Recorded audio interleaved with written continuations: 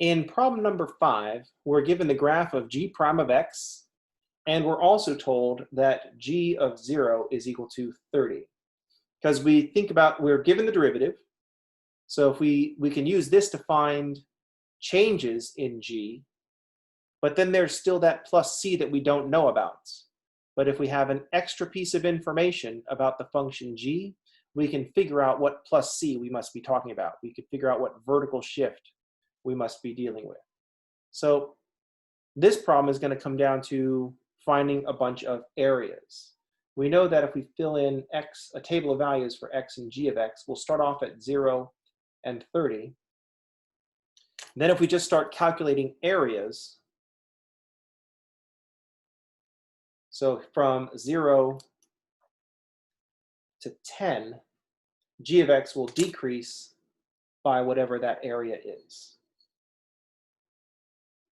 And that area we can calculate with just a trapezoid. And then from 10 to 15, we'll have another area, I'll call it A2,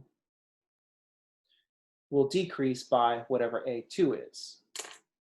I call A2 the area, so that means it's a positive quantity, so I'll say subtract A2.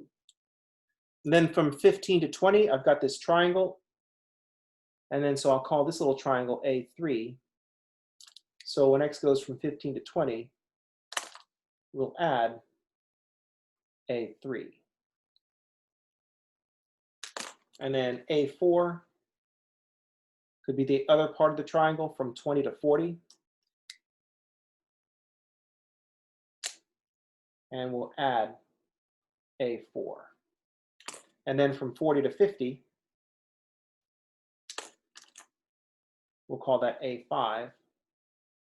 And since the g prime is negative, our function is going to decrease by whatever that area is. So, oops, and we start at 30, not 3. So this should give us enough information to figure out what graph we should be looking at.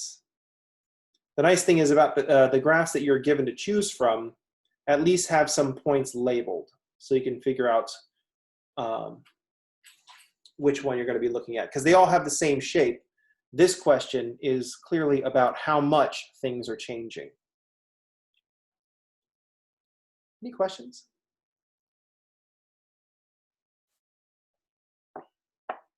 Although it's really hard to tell if the spot's starting off at 30 or 50, because the pictures are kind of small.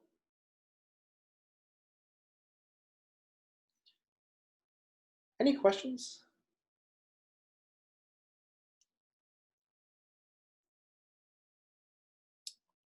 All right, let's pause the video here. And given the time, I won't have to restart a video. So of course, maybe I'll just leave it running and then you'll just record for the rest of the afternoon. And so there'll be like I'll upload this video up onto YouTube and be like, oh, all right, there's the end. Let's pause the video. Then I'll forget to pause the video. And then it's like 3 hours long. I walk back up to my computer and say, oh, crap. And then the video stops. Let's not do that. Let's just pause the video here.